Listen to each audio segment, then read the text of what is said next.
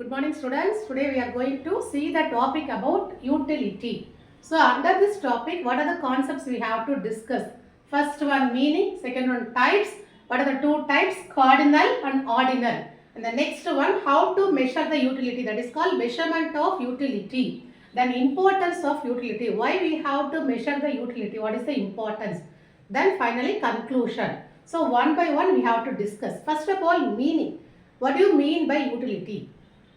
யூட்டிலிட்டினா தமிழ்ல என்ன சொல்றோம் நம்ம பயன்பாடுன்னு சொல்றோம். ஓகே, அதோட மீனிங் என்னன்னு சொல்லிட்டு ஃபர்ஸ்ட் எழுதுவோம், அதுக்கப்புறம் அதை பத்தி எக்ஸ்பிளைன் பண்ணலாம். ஸோ the utility means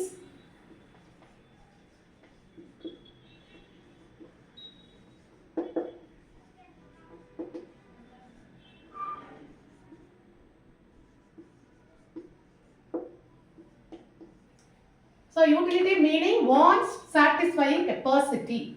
வான்ஸ் தான் என்ன சொல்றோம், நம்மளுடைய தேவைகள் அப்படின்னு சொல்றோம். அப்போ அதை வந்து நம்ம என்ன பண்றோம், it is a satisfying capacity, நம்மளுடைய மன நிறைவை தீர்மானிக்கக்கூடிய அளவுகள், அதான் நம்ம என்ன சொல்றோம்னா யூட்டிலிட்டி அப்படின்னு சொல்றோம்.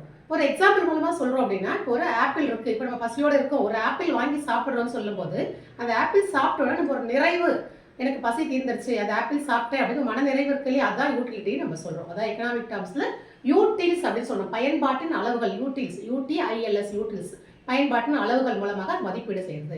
அப்போ ஃபர்ஸ்ட் நம்மளுக்கு யூட்டிலிட்டினா என்னன்னு சொல்லிட்டு நமக்கு மீனிங் தெரிஞ்சிருச்சு. மன நிறைவின் அளவு தான் நம்ம என்ன சொல்றோம், பயன்பாடு அப்படின்னு நம்ம சொல்றோம். ஓகே, ஸோ இந்த யூட்டிலிட்டி டூ டைப்ஸாக பிரிக்கிறோம், கார்டினல் அண்ட் ஆர்டினல். ஏன் டூ டைப்ஸாக பிரிக்கிறோம் அப்படின்னு சொல்லும் போது, இந்த பயன்பாட்டின அளவுகளை வைத்து நம்ம இரண்டு வகையாக பிரிக்கிறோம், அதாவது அளவீட்டு முறைகளை வைத்து இரண்டு வகையாக பிரிக்கிறோம். அப்போ முதல்ல எடுத்தோம்னா கார்டினல் அப்படின்னு சொல்லும் போது, இந்த பயன்பாட்டின் அளவுகள் யூட்டில்ஸ் நம்ம சொன்னோம் இல்லையா, அந்த அளவுகளை நம்மளால என்ன பண்ண முடியும், 1 2 3 சொல்லிட்டு நியூமரல்ஸ் மூலமா கணக்கிட முடியும் அப்படின்னு சொன்னோம்னா அது கார்டினல் தியரி. அப்ப இந்த கார்டினல் யூட்டிலிட்டி அனாலிசிஸ் யார் கொடுத்தது அப்படின்னு சொல்லி பார்த்தோம்னா ஆல்ஃபிரட் மார்ஷல். இப்போ இந்த மார்ஷல் தான் முதல் நமக்கு என்ன பண்ண யூட்டிலிட்டி தியரியை கொடுத்தாங்க. அதனால இப்ப நம்ம என்ன சொல்றோம், கார்டினல் தியரி. அப்ப கார்டினல் தியரினா என்ன, இங்க பாருங்க. இப்ப டைப்ஸ்ல ஃபர்ஸ்ட் ஒன் என்ன சொல்றோம், கார்டினல். சோ கார்டினல் அப்படின்னு சொல்லும் போது utility can be measurable in numerals 1 2 3 4. Example. அப்போ நம்ம என்ன சொல்றாங்க, இந்த யூட்டிலிட்டிஸ், அந்த யூட்டில்ஸ், அதாவது பயன்பாட்டோட அளவுகளை நம்ம என்ன சொல்றாங்க, 1 2 3 4ன்னு சொல்லிட்டு நம்மளால என்ன பண்ண முடியும், ஈஸியா வந்து அளவிட முடியும் அப்படின்னு சொன்னதா வந்து கார்டினல். இந்த கார்டினல் யூட்டிலிட்டி அனாலிசிஸ் யார் கொடுத்தது அப்படின்னு சொல்லி பார்த்தோம்னா ஆல்ஃபிரட் மார்ஷல் கொடுத்தாங்க. ஆனா அதுக்கப்புறம் வந்தவங்க என்ன சொல்றாங்கனாக்கா, அதாவது இந்த கார்டினல் யூட்டிலிட்டி அப்படிங்கிறது உண்மையிலேயே சொன்னா பிராக்டிகலா நம்ம என்ன பண்ண முடியாது. நம்ம வந்து இப்போ ஏற்கனவே சொன்ன ஒரு ஆப்பிள் சாப்பிட்டோம், அது சாப்பிட்டவங்க மனநிறைவு இருக்கு, எவ்வளவு மனநிறைவு இருந்ததுன்னா 2 இல்ல 3 4 அப்படின்னு சொல்ல முடியுமா, நம்மளால அந்த நம்பர்ஸ் வச்சு நம்மளால அளவிட முடியாது. அதனாலதான் ஆர்டினல் ப்ரிஃபரன்சஸ் தியரி வந்தது. அப்ப இந்த ஆர்டினல் ப்ரிஃபரன்சஸ் தியரி மூலமா நம்ம என்ன பண்றோம்னா, யூட்டில்ஸ் வந்து நம்ம என்ன பண்றோம்னா ரேங்கிங் மூலமா தான் நம்ம என்ன பண்றோம், ப்ரிஃபரன்சஸ் ஆர் ரேங்கிங், அந்த லொகேஷன்ஸ் மூலமா மட்டும் தான் நம்மளால மெஷர் பண்ண முடியும். இதே மாதிரி 1 2 3 பண்ண முடியாது அப்படின்னு நம்ம சொல்றோம் நம்ம. சரிங்களா? அப்ப இந்த ஆர்டினல் பாருங்க, இந்த ஆர்டினல் தியரி அப்படிங்கறத என்ன பண்ணலாம், யூட்டில்ஸ் ஆர் ரேங்கிங்.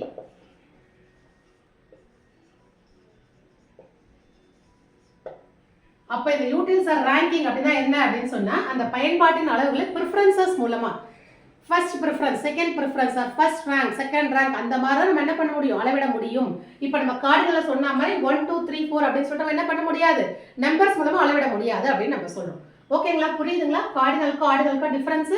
கார்டினல் இன்னும் கொஞ்சம் சிம்பிளா கூட நம்ம யோசிக்கலாம், அதாவது என்னன்னா நம்ம ஞாபகம் வச்சுக்கிறதுக்காக. இப்போ கார்டினல் கார், இப்போ கார் அப்படிங்கிறது ஈஸியா நம்ம என்ன பண்ணலாம், கால்குலேஷன் பண்ண முடியும், 1 2 3 4 சொல்லிட்டு அப்படி ஞாபகம் வச்சுக்கோங்க. பட் ஆர்டினல் அப்படின்னு சொல்லும்போது நம்ம என்ன பண்ண முடியாது, ஆர்டினல்ஸ் வந்து எப்பவுமே நம்மளால வந்து அந்த மாதிரி மெஷர் பண்ண முடியாது, அதாவது நியூமரல்ஸ் மூலம் மெஷர் பண்ண முடியாது அப்படிங்கிறது தான். இதான் வந்து பேசிக் difference between cardinal and ordinal. இதை பேஸ் பண்ணி தான் தியரிஸ் தான் வருது. அப்போ இந்த கார்டினல் தியரி சொல்லும்போது law of diminishing marginal utility அந்த தியரி வருது. இப்போ ஆர்டினல் பார்க்கும்போது என்ன, நமக்கு ரேங்க் ப்ரிஃபரன்சஸ் தியரி அப்படின்னு நம்ம சொல்லுவோம், இன்டிஃபரன்ஸ் கர்வ் தியரி, அதுதான் வந்து ஆர்டினல் தியரி. அதெல்லாம் டெப்தா பார்க்கலாம். இப்போ இன்ட்ரோடக்ஷன்ல யூட்டிலிட்டினா என்ன அப்படின்றது மட்டும் நம்ம பார்க்க போறோம். நெக்ஸ்ட் பாருங்க, மெஷர்மெண்ட் ஆஃப் யூட்டிலிட்டி. அப்போ இந்த மெஷர்மெண்ட் ஆஃப் யூட்டிலிட்டி அப்படின்னு சொல்லும்போது விஷயம் என்ன பண்ணும், டோட்டல் யூட்டிலிட்டி. அப்போ டோட்டல் யூட்டிலிட்டி எப்படி நம்ம மெஷர் பண்ண போறோம், அதுதான் இப்போ பார்க்க போறோம்.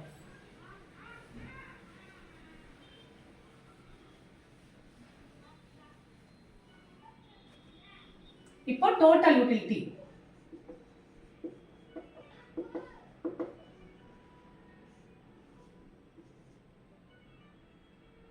Sigma divided by n. அதை நம்ம என்ன சொல்றோம், TU total utility.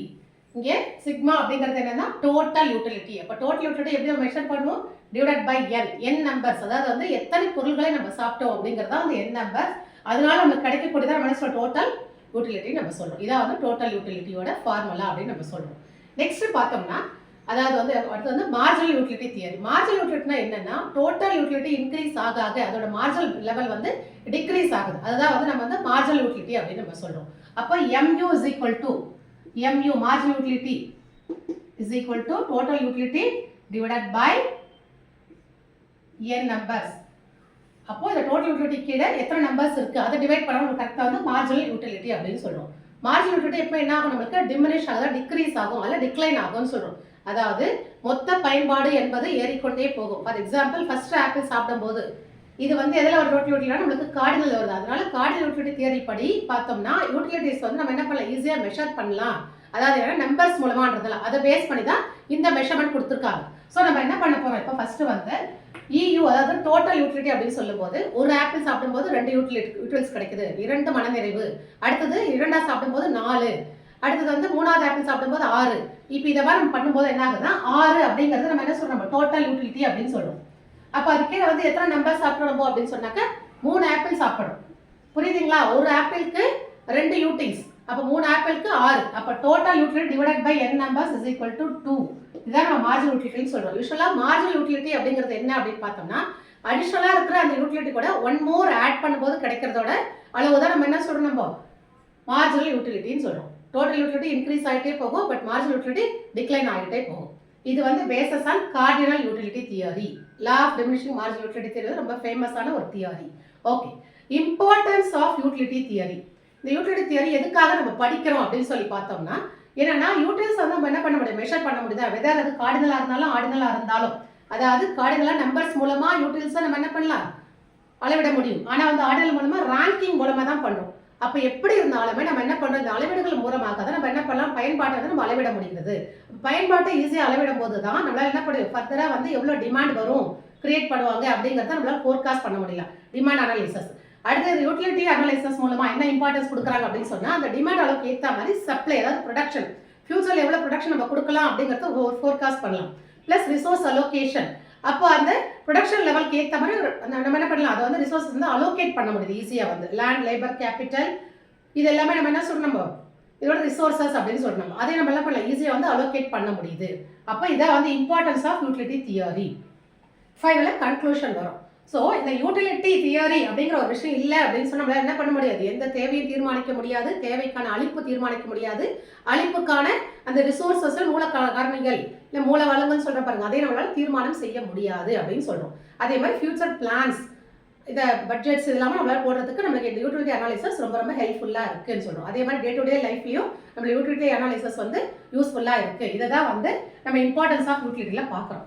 So conclusion சொல்லும் போது யூட்டிலிட்டி அனாலிசிஸ் கார்டினல் யூட்டிலிட்டி தியரியில் நிறைய கிரிட்டிசிசம்ஸ் குறைபாடுகள் இருந்தாலும் கூட முதல் யூட்டிலிட்டி தியரி கொண்டு வந்தது யாருன்னா ஆல்ஃபர்ட் மார்ஷல் தான். அதனால கார்டினல் யூட்டிலிட்டி அனாலிசிஸ் வந்து நமக்கு ரொம்ப ஹெல்ப்ஃபுல்லாக இருக்கு. இதுதான் வந்து ப்ரீபான் பண்ணி அடுத்து ஆர்டினல் யூட்டிலிட்டியை கொண்டு வந்திருக்காங்க. So both the theories are very important. I hope you all are understand this concept utility theory. Thank you students.